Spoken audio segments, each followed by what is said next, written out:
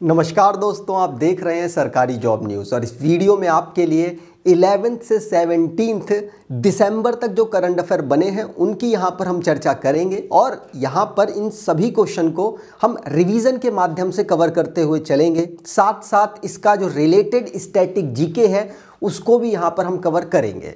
तो उम्मीद करता हूँ आपको ये वीडियो अच्छी लगेगी। अगर आपको ये वीडियो अच्छी लगे तो आप इस वीडियो को लाइक कर दीजिएगा और चैनल में पहली बार आए हो तो चैनल को सब्सक्राइब कर लीजिएगा, जिससे कि आने वाली वीडियो की इन्फॉर्मेशन आपको आसानी से मिल जाए।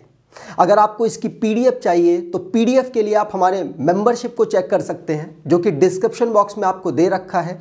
अगर आप उसको लेते हैं तो आपको बहुत सारे हमारे द्वारा दिए जाने वाले बेनिफिट्स मिलेंगे, जैसे कि वीकली मॉक टेस्ट हो गया, ईयरली जो पीडीएफ होती है हमारी करंट अफेयर की, वो हमारी जो बुक है उसमें स्पेशल डिस्काउंट आपको मिलेगा। तो डिस्क्रिप्शन बॉक्स में लिंक है, वहाँ से आप इसको ज़रूर चेक कर लीजिएगा।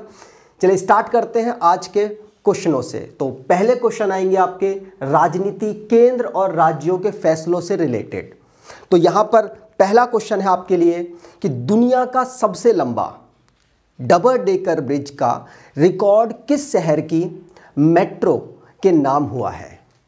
उसने गिनीज वर्ल्ड रिकॉर्ड भी बनाया। आपको बता दूं, इस ब्रिज को ऑलरेडी 2 अवार्ड्स मिल चुके हैं, 2 रिकॉर्ड्स मिल चुके हैं। अब ये गिनीज वर्ल्ड रिकॉर्ड में भी इसने अपना नाम दर्ज करा लिया है और ये है नागपुर की मेट्रो ने ये डबल डेकर ब्रिज बनाया है। इस डबल डेकर ब्रिज की विशेषताएं ये है कि ये 3 लेवल पर बना हुआ है।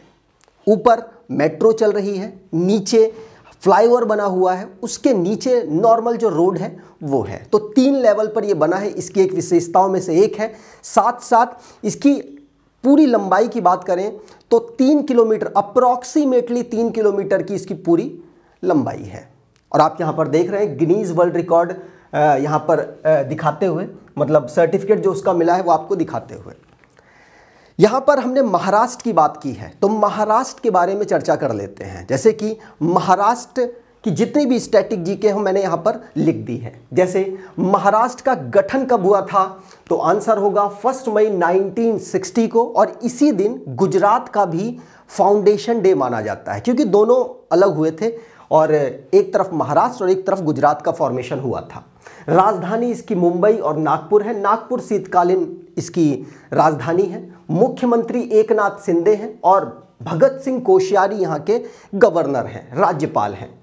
यहाँ की जो विधायिका है, लेजिस्लेचर है, वो बाईकैमरल है। बाईकैमरल का मतलब यहाँ पर विधानसभा भी है और विधान परिषद भी है। विधानसभा में 288 सीट्स हैं और विधान परिषद में 78 सीट यहाँ पर आती हैं।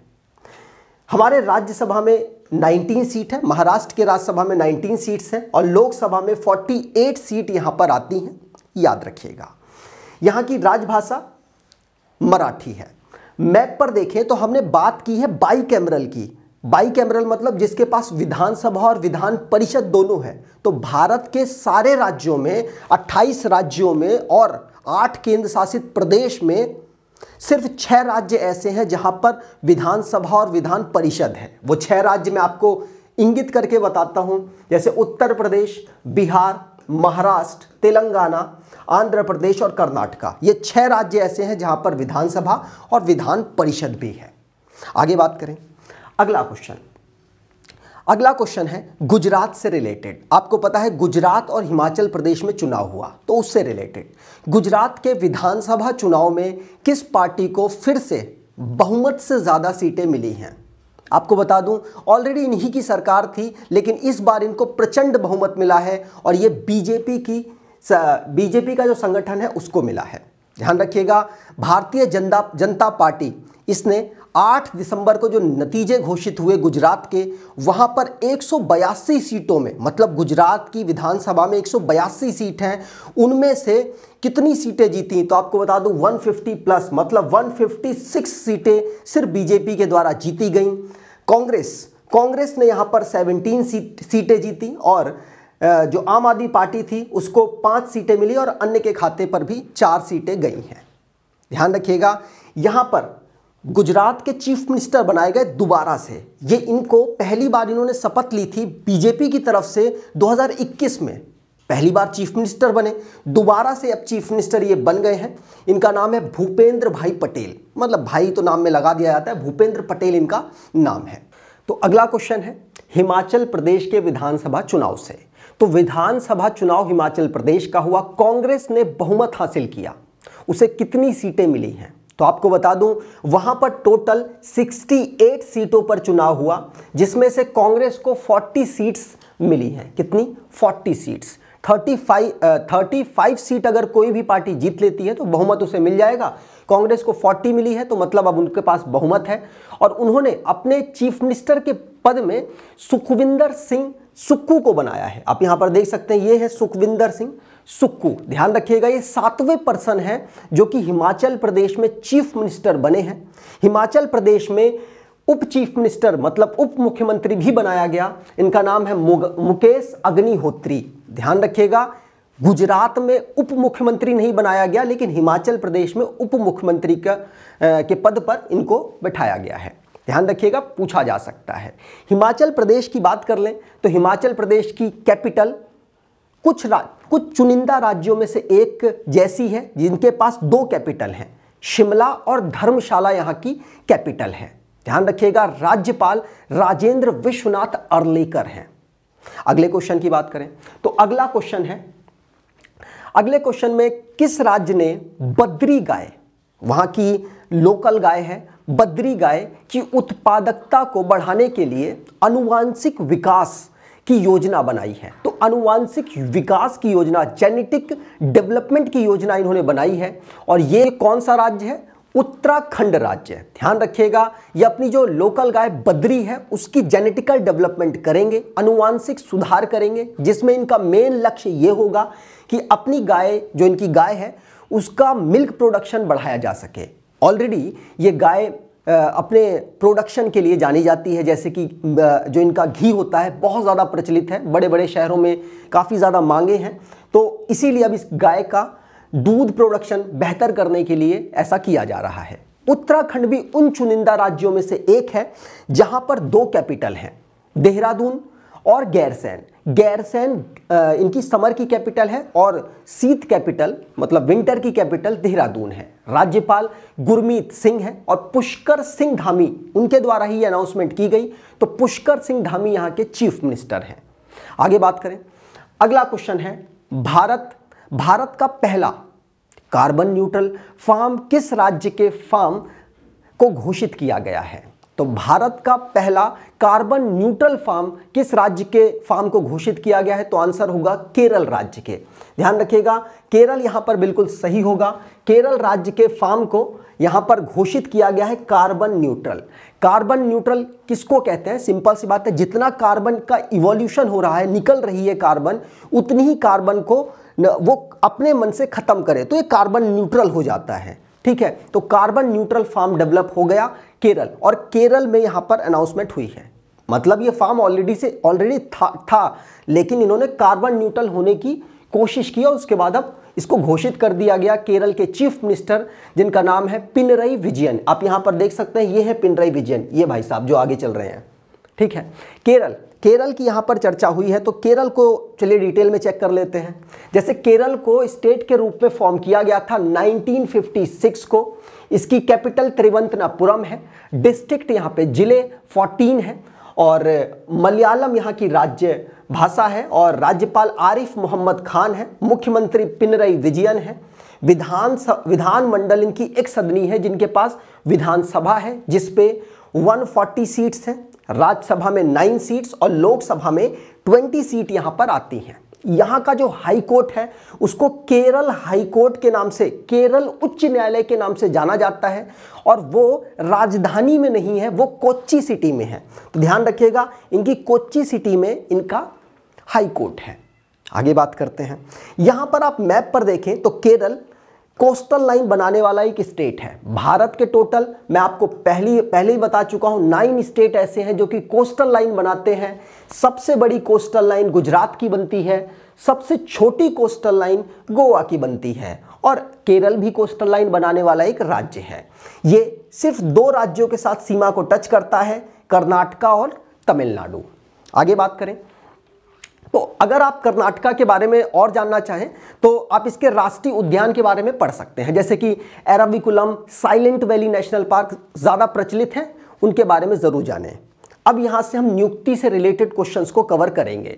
जो भी यहाँ पर अपॉइंटमेंट हुए हैं उनकी यहाँ पर हम चर्चा करने वाले हैं। तो पहला क्वेश्चन आपके लिए है, national bank for agriculture and rural development, ये मैं बात कर रहा हूँ नाबार्ड की। तो नाबार्ड के चेयरमैन का पद किसने संभाला है? तो नाबार्ड के चेयरमैन का पद संभाला है साजी केवी ने। किसने? साजी केवी ने। ध्यान रखिएगा, पूछा जा सकता है, एग्रीकल्चर में डेवलपमेंट के लिए अहम रोल अदा करता है, इसलिए आपके लिए इंपॉर्टेंट है। नाबार्ड की बात करें तो नाबार्ड को फॉर्म किया गया था 1982 में, मुंबई इसका हेडक्वार्टर है। आगे बात करते हैं। अब ये आप देख सकते हैं केवी को, ठीक है, जो इस समय पर चेयरमैन बने हैं कहाँ के? नाबार्ड के, ठीक, साजी केवी। अगला क्वेश्चन है, पेरू की पहली महिला राष्ट्रपति कौन बनी? तो who become the first female president of Peru? तो पहली फीमेल प्रेसिडेंट बनी है डीना बोलुआर्टे। कौन? डीना बोलुआर्टे। ध्यान रखिएगा, पूछा जा सकता है, आप इनके दर्शन भी कर सकते हैं। ये है टीना बोलुआर्टे। ध्यान रखिएगा, डीना बोलुआर्टे जो कि बनी है पेरू की पहली फीमेल प्रेसिडेंट। पेरू की बात करें तो पेरू साउथ अमेरिका का एक देश है, इसकी राजधानी लीमा है और इसकी जो करेंसी है वो सोल है। देख सकते हैं आप, ये थोड़ा सा शपथ लेने की तस्वीर। अगले क्वेश्चन आएंगे डिफेंस से रिलेटेड। तो डिफेंस से रिलेटेड में पहला क्वेश्चन है, भारतीय सेना ने दुश्मन के ड्रोन का शिकार करने के लिए, बहुत सारे ड्रोन दूसरी सीमा से आ जाते हैं, उनका शिकार करने के लिए एक प्रशिक्षित चील को आम लोगों के बीच प्रदर्शित किया है। इसका नाम बताएं। तो इसका नाम है अर्जुन। अर्जुन है, जो कि अब दूसरे देश से अगर कोई ड्रोन आता है तो उसको मार गिराने में ये अहम रोल अदा करेगा। ध्यान रखिएगा, इसको भारतीय सेना ने अभी शो किया है, बाद में भारतीय सेना इसका यूज भी करेगी। तो ध्यान रखिएगा, पहली बार ऐसा हो रहा है, इसीलिए इंपॉर्टेंट है। इंडियन आर्मी की बात करें तो इंडियन आर्मी को इस समय पर लीड कर रहे हैं, मतलब आर्मी चीफ हैं general Manoj Pandey ji. Chief of defence staff है, सीडीएस की बात कर रहा हूं, वो है अनिल चौहान। ये दूसरे नंबर के हैं। पहले आपको कमेंट बॉक्स में बताने हैं, पहले हमारे सीडीएस कौन थे, कमेंट बॉक्स में बताइए।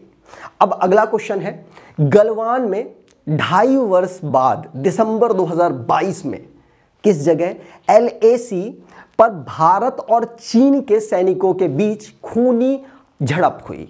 तो ये जो लोकेशन पूछी जा रही है जहां पर भारत और चीन, रिसेंटली भी आपने सुना भी होगा कि भारत और चीन के जो सैनिक आपस में हाथापाई कर रहे थे, और वो होगा तवांग सेक्टर। तवांग सेक्टर में ऐसी घटना घटी है। तो 15 जून 2020 को यह घटना पहले लद्दाख के गलवान में घटी थी। अब दोबारा से चीन और भारतीय जो सेना है उनकी झड़प 9 दिसंबर 2022 की बताई जा रही है, अकॉर्डिंग टू न्यूज मीडिया। यहां पर ये अरुणाचल प्रदेश में, तवांग अरुणाचल प्रदेश में अवेलेबल है। तो अरुणाचल प्रदेश के बारे में थोड़ी सी बात बताऊं तो यहाँ के चीफ मिनिस्टर पेमा खांडू हैं, गवर्नर BD मिश्रा है और राजधानी ईटानगर है। ध्यान रखिएगा, अरुणाचल प्रदेश वो प्रदेश है, मतलब वो राज्य है जहां पर चाइना, म्यांमार और इधर भूटान के साथ बाउंड्री टच होती है। आगे बात करें, आपको मेंबरशिप के बारे में मैंने आपको बता ही दिया। अगर आप इसकी PDF या फिर हमारे और दूसरी जो हम सुविधाएं देते हैं उनकी एक्सेस चाहते हैं तो आप इसको ज़रूर परचेज करें, आपको बेनिफिट मिलेगा। चलिए अगले क्वेश्चन आएंगे आपके इवेंट से रिलेटेड। तो इवेंट से रिलेटेड में पहला क्वेश्चन है, भारत अंतर्राष्ट्रीय विज्ञान महोत्सव 2022 कहाँ आयोजित किया जाएगा? तो where will the India International Science Festival 2022 be held? तो ये कहां पर ऑर्गेनाइज होगा? तो आंसर होगा मध्य प्रदेश की कैपिटल भोपाल में आयोजित किया जाएगा।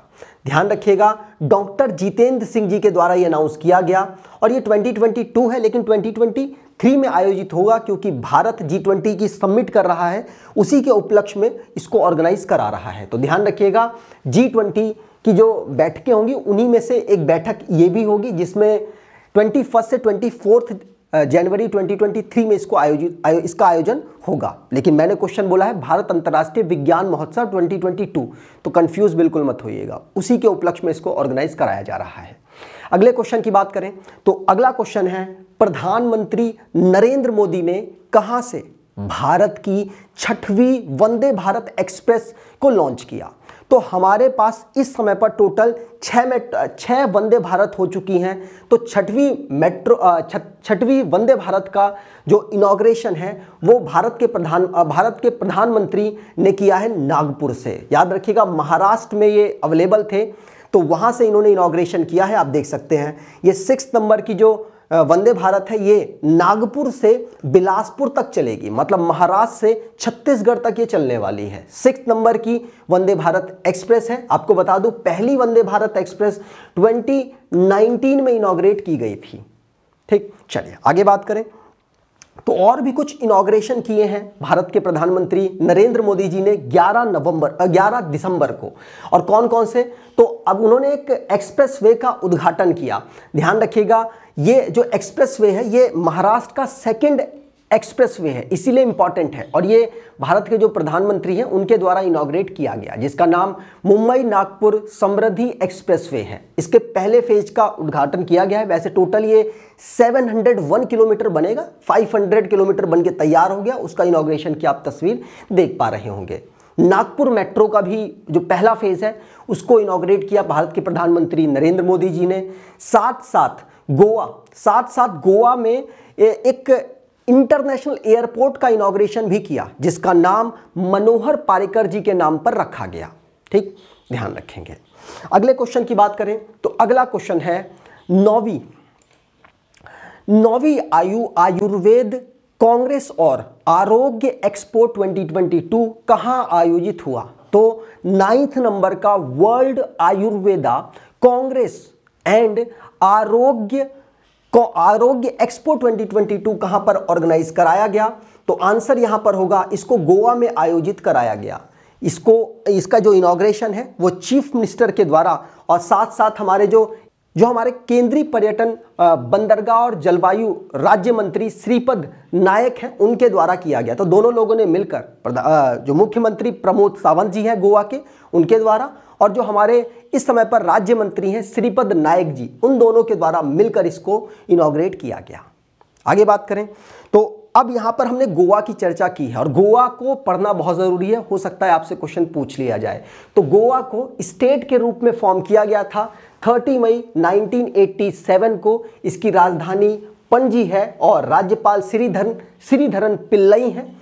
मुख्यमंत्री प्रमोद सावंत हैं। विधायिका एक सदनी है जहां पर 40 सीट्स हैं। राज्यसभा में 1 सीट और लोकसभा में 2 सीट यहां पर आती हैं। राजभाषा कोंकणी राज्य भाषा है। राष्ट्रीय उद्यान की बात करें तो भगवान महावीर राष्ट्रीय उद्यान यहाँ का राष्ट्रीय उद्यान है। इसके जो किस हाई कोर्ट के अंतर्गत आता है? तो मुंबई हाई कोर्ट के अंतर्गत ये अपने सारे केसेस को सुनवाता है, मतलब मुंबई हाई कोर्ट इसके सारे केसेस को हैंडल करता है। वन्यजीव अभ्यारण्य की बात करें तो बोंडला वन्यजीव अभ्यारण्य, डॉक्टर सलीम अली वन्यजीव अभ्यारण्य, कोट्टीगांव वन्यजीव अभ्यारण्य, भगवान महावीर वन्यजीव अभ्यारण्य, नेत्रावली वन्यजीव अभ्यारण्य यहाँ के वन्यजीव अभ्यारण्य है। आगे बात करते हैं। अब यहां से खेल से रिलेटेड क्वेश्चंस आपके लिए आएंगे। तो खेल से रिलेटेड में पहला क्वेश्चन है, किस भारतीय बल्लेबाज ने वनडे में सबसे तेज दोहरा शतक लगाया? तो आंसर यहां पर होगा, सबसे तेज दोहरे शतक की बात की जा रही है, यह है ईशान किशन के द्वारा यहां पर सबसे तेज दोहरा शतक लगाया गया है। ध्यान रखिएगा, इन्होंने बांग्लादेश के खिलाफ खेलते हुए ये रन बनाए हैं। सिर्फ 126 बॉल खेलते हुए इन्होंने 200 रन की पारी खेल दी। इन्होंने क्रिस गेल का रिकॉर्ड तोड़ा है। अगर एक दिवसीय क्रिकेट में 200 रन की बात करें तो सबसे पहले भारत के ही प्लेयर सचिन तेंदुलकर ने सबसे पहले 2010 में साउथ अफ्रीका के खिलाफ खेलते हुए 200 रन बनाए थे। सबसे ज्यादा अगर एक मैच में सबसे ज्यादा रन की बात करें तो वो कौन है? वो है रोहित शर्मा। ध्यान रखिएगा। और ईशान किशन सबसे तेज दोहरा शतक लगाने वाले प्लेयर बने हैं।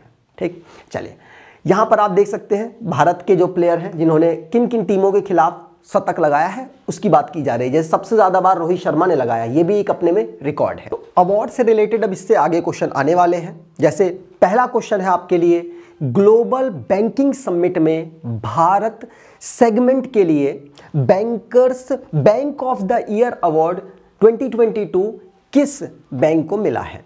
तो bankers of the year award Bharat के सेगमेंट, मतलब भारत में अपनी सर्विस देने के उसमें, और ये मिला है केनरा बैंक को। तो ध्यान रखिएगा, केनरा बैंक की बात करें तो केनरा बैंक वो बैंक है जिसको आपको मालूम होना चाहिए कि ये किसी बैंक के साथ मर्ज है। किसके साथ मर्ज है? तो ये सिंडिकेट बैंक के साथ मर्ज है। ध्यान रखिएगा, ये सिंडिकेट बैंक के साथ मर्ज है और इसको मिला है bankers of the year award Bharat के रीजन के लिए। तो ध्यान रखिएगा, पूछा जा सकता है, आपको पता होना चाहिए। ये है इनके एमडी और सीईओ। ठीक, केनरा बैंक की बात कर लें तो केनरा बैंक का मुख्यालय बेंगलुरु में है।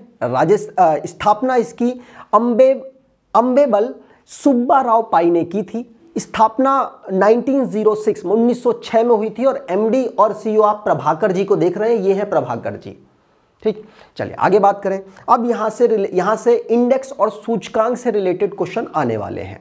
जैसे पहला क्वेश्चन आपके लिए है, लगातार दूसरी बार नवंबर 2022 में भारत का सबसे बड़ा क्रूड ऑयल आपूर्तिकर्ता देश कौन बना है? तो लगातार दूसरी बार का मतलब पिछले महीने भी भारत को क्रूड ऑयल सप्लाई करने में टॉप पर रहा है, और ये है कौन? रूस। सस्ता दे रहा है, कोई ले नहीं रहा तो सस्ता हमको दे रहा है, हम ले रहे हैं। ठीक है, ध्यान रखिएगा, रूस यहां पर, हम रूस से सबसे ज्यादा जो क्रूड ऑयल है परचेज कर रहे हैं, इसमें हमारा ही फायदा है। ठीक है, और अगर बात की जाए दूसरे नंबर पर कौन है, तो रूस के बाद हम इराक से लेते हैं, तीसरे नंबर पर सऊदी अरब से लेते हैं, उसके बाद अमेरिका का नंबर भी आ जाता है।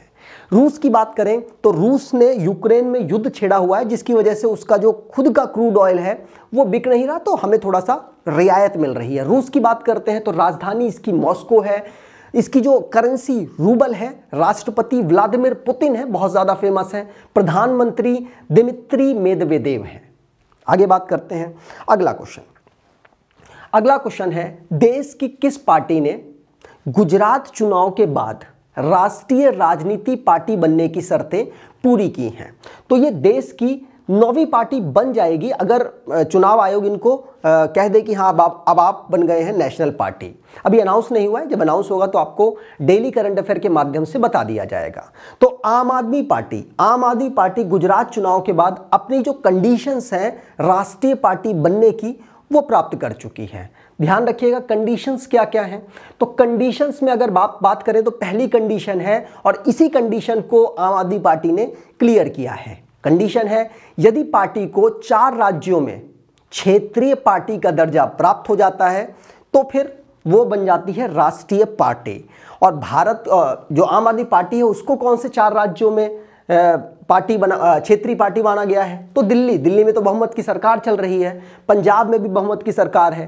गोवा में जब चुनाव हुआ था तो 6.77% इनको वोट मिला, प्लस 2 सीटें मिली, मतलब यहां की भी एक क्षेत्रीय पार्टी बन गई। उसके बाद गुजरात में इसको 6 से ऊपर होना चाहिए, 6% से ऊपर होना चाहिए, 12% से ऊपर मिला है, तो यहां पर और 5 सीटें भी मिल गई, तो यहां की भी क्षेत्रीय पार्टी बन गई। तो मतलब इस कंडीशन को ये फुलफिल कर रही है, इसीलिए इसको ये कह रही है कि हम राष्ट्रीय पार्टी अब बन गए हैं, मतलब हमें बस अनाउंसमेंट की देरी है। यहां पर बात की जाए राष्ट्रीय पार्टी, और कोई तरीके हैं क्या राष्ट्रीय पार्टी बनने के? बिल्कुल है। यदि पार्टी को 3 राज्यों में मिलाकर लोकसभा की 2% सीटें, मतलब 11 सीटें मिल जाएं, और जो सीट जीती हुई है वो अलग अलग राज्यों में होनी चाहिए। ऐसा नहीं एक ही राज्य में 11 मिल गई, फिर नहीं, कम से कम 3 राज्यों में। ठीक है, ये कंडीशन फुलफिल कर दो। या तीसरी कंडीशन ये है, यदि पार्टी 4 लोकसभा सीटें जीत जाए और लोकसभा चुनाव या जो विधानसभा चुनाव होता है उसमें 4 राज्यों में 6% वोट मिल जाए तो फिर वो राष्ट्रीय पार्टी बन सकती है। तो ये 3 कंडीशन जो मैंने बताई, इनमें से कोई एक कंडीशन पूरी कर दो, आप राष्ट्रीय पार्टी बन गए। ठीक, चलिए अब अनाउंसमेंट तो हमारा जो इलेक्शन कमीशन है वो करता है। नेशनल पार्टी भारत में कितनी है? तो टोटल अभी जो हमारे इलेक्शन कमीशन के माध्यम से जो अनाउंस किए गए हैं वो 8 हैं। यहां पर आप 8 को देख सकते हैं। यह है आम आदमी पार्टी का पूरा करियर यहां पे बताने की कोशिश की है। अगला क्वेश्चन है जिसमें आर्टन कैपिटल के अनुसार दुनिया के मजबूत पासपोर्ट इंडेक्स 2022 में भारत किस स्थान पर है? तो दुनिया में मजबूत जो पासपोर्ट हैं उनकी इन्होंने रैंकिंग जारी की, जिसमें भारत की रैंक आपसे पूछी जा रही है। तो भारत इसमें किस रैंक पर है, तो 87 रैंक पर भारत यहाँ पर अवेलेबल है। अगर बात की जाए किस तरीके से ये बनाते हैं रिपोर्ट, तो सिंपल सी बात है, सरकार से डेटा मांगते हैं कि आपके पासपोर्ट के माध्यम से हम कितने देशों में फ्री मतलब जा सकते हैं, विदाउट वीज़ा जा सकते हैं। तो भारत ने अपना डेटा दिया, 69 देशों में भारत के जो वीज़ा से आप फ्री मतलब विदाउट वीज़ा जा सकते हैं, ठीक है। और टॉप किसने कर दिया, मतलब इस पासपोर्ट इंडेक्स में किसी ने टॉप भी किया होगा, तो इस पासपोर्ट इंडेक्स में टॉप किया है यूएई ने। ध्यान रखिएगा, यूएई इसमें टॉप पर है। जापान हुरून ग्लोबल जो पासपोर्ट इंडेक्स आता है उसमें टॉप करता है।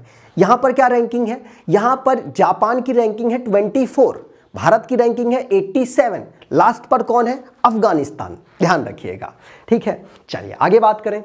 अगला क्वेश्चन है, विदेश से रिलेटेड ये क्वेश्चन है। अगला है, किस देश ने extra marital affair, live in relationship, अविवाहित कपल के संबंध बनाने और गर्भपात व ईशा निंदा को अपराध घोषित करने वाला कानून पारित किया है? तो कौन सा देश है ये देश है इंडोनेशिया। कौन सा, इंडोनेशिया। ध्यान रखिएगा, इंडोनेशिया ने इस तरीके का कानून अपने यहाँ पर लाई है और इन्होंने 600 से ज़्यादा आर्टिकल्स के जो कोड है उनमें चेंज किया है, ठीक है। ध्यान रखिएगा। यहाँ पर इंडोनेशिया की बात करें तो इंडोनेशिया के इस समय पर जो इनकी पुरानी राजधानी है वो जकार्ता है और नई प्रस्तावित राजधानी नुसंतारा है। प्रेसिडेंट जोको विदोदो हैं। आगे बात करते हैं। अगला क्वेश्चन है फूड एंड एग्रीकल्चर, मतलब FAO की बात की जा रही है। FAO का मतलब Food and Agriculture Organisation. Food and Agriculture Organisation ने 2023 में एक समारोह आयोजित किया है। कौन सा, मिलेट, मोटे अनाज वर्ष 2023। इसको इन्होंने कहां पर आयोजित किया, ये आपसे पूछा जा रहा है।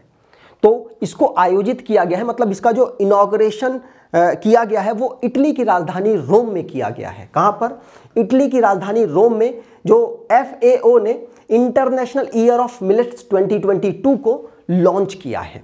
ध्यान रखिएगा, 2023 में हम मिलेट्स डे ऑब्जर्व कर रहे हैं, आपको मिलेट्स ईयर ऑब्जर्व कर रहे हैं, ये आपको पता होना चाहिए। आगे बात करते हैं। तो ये आप इनॉग्रेशन की तस्वीर देख पाएंगे। और भारत की तरफ से यहाँ पर कौन गया है, तो राज्य मंत्री हैं शोभा करंदलाजे यहाँ पर पार्टिसिपेट कर रही हैं।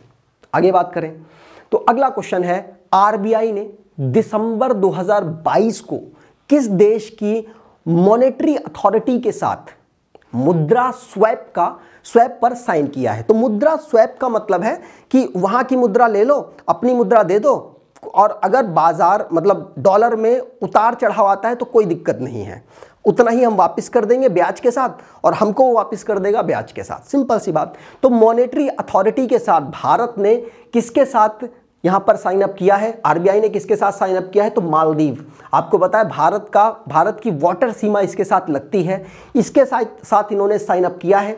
और ध्यान रखिएगा, सिर्फ इसी के साथ साइन अप नहीं किया है, और भी देश हैं जिनके साथ जिनके साथ जो पैसों का आदान प्रदान हम कर सकते हैं, जो ये स्वैप एग्रीमेंट है वो किया हुआ है। सबसे बड़ा जो स्वैप एग्रीमेंट है भारत ने जापान के साथ किया हुआ है। $75 बिलियन का हम जो करेंसी स्वैप है वो कर सकते हैं, किसके, जापान के साथ। और अगर रिसेंटली की बात करें तो श्रीलंका के साथ हमने स्वैप किया है। ध्यान रखिएगा, पूछा जा सकता है। मालदीव की बात हुई है तो मालदीव की जो कैपिटल है वो है माले, राष्ट्रपति इब्राहिम मोहम्मद सोलेह हैं। अगला क्वेश्चन है, भारत विरोधी सामग्री दिखाने पर केंद्र सरकार ने दिसंबर 2022 में किस देश के OTT ऐप को ब्लॉक किया? तो किस देश के OTT ऐप को ब्लॉक किया है, तो आंसर होगा पाकिस्तान के OTT ऐप। ये विडली आप देख सकते हैं, विडली टीवी को बैन कर दिया है। दिक्कत ये है कि ये कुछ जो हमारे जैसे बाबरी मस्जिद का जो केस हुआ और भी दूसरे जो इवेंट्स हुए उसमें इन्होंने गलत तरीके से रिप्रेजेंट कर रहे थे, जिसकी वजह से ऐसा हुआ है इसके साथ। तो ध्यान रखिएगा, यहाँ पर पाकिस्तान की बात हुई है। भारत के टोटल 3 राज्यों के साथ सीमा बनाता है और 2 यूनियन टेरिटरी के साथ पाकिस्तान सीमा बनाता है। सबसे लंबी बाउंड्री राजस्थान के साथ इसकी लगती है। पाकिस्तान की कैपिटल इस्लामाबाद है। राष्ट्रपति आरिफ मोहम्मद अलवी हैं और प्रधानमंत्री शहबाज शरीफ हैं। अगले क्वेश्चन की बात करें तो अब अगले क्वेश्चन आएंगे दिवस से रिलेटेड, डेज से रिलेटेड, उनकी यहां पर हम चर्चा करेंगे। तो पहला क्वेश्चन है आपके लिए, मानव अधिकार दिवस, human right day celebrated on. तो ह्यूमन राइट डे हम ऑब्जर्व करते हैं कब? 10 दिसंबर को, 10 दिसंबर को हम इसको ऑब्जर्व करते हैं। और इसकी जो थीम थी dignity, freedom and justice for all, इस बार की थीम रखी गई है। तो ध्यान रखिएगा, मानव अधिकार दिवस हम कब ऑब्जर्व करते हैं? तो 10 दिसंबर को हम इस डे को ऑब्जर्व करते हैं। ध्यान रखिएगा, अगर मानव अधिकार की बात करें, ये जो डे की बात करें, तो कब से मनाया जा रहा है? तो 1948 से इसको ऑब्जर्व किया जा रहा है। भारत में बात करें तो राष्ट्रीय मानवाधिकार आयोग है, उसको वर्ष 1993 में बनाया गया था। अगला क्वेश्चन है अंतरराष्ट्रीय पर्वत दिवस। अंतरराष्ट्रीय पर्वत दिवस कब मनाया गया? तो अंतरराष्ट्रीय पर्वत दिवस की बात करें तो वो 11 दिसंबर को हमने ऑब्जर्व किया है। इसकी थीम वुमेन मूव माउंटेन, इसकी थीम रखी गई है। इसमें पर्वतों की विशेषताएं प्लस उनकी इंपॉर्टेंस हमारे जीवन में कितनी है उसको बताने के लिए ऑब्जर्व किया जाता है 2003 से। इसको कब से ऑब्जर्व किया जा रहा है? तो 2003 से हम इसको ऑब्जर्व कर रहे हैं, इस डे को। ठीक, चलिए अगला क्वेश्चन है, राष्ट्रीय ऊर्जा संरक्षण दिवस कब मनाया जाता है?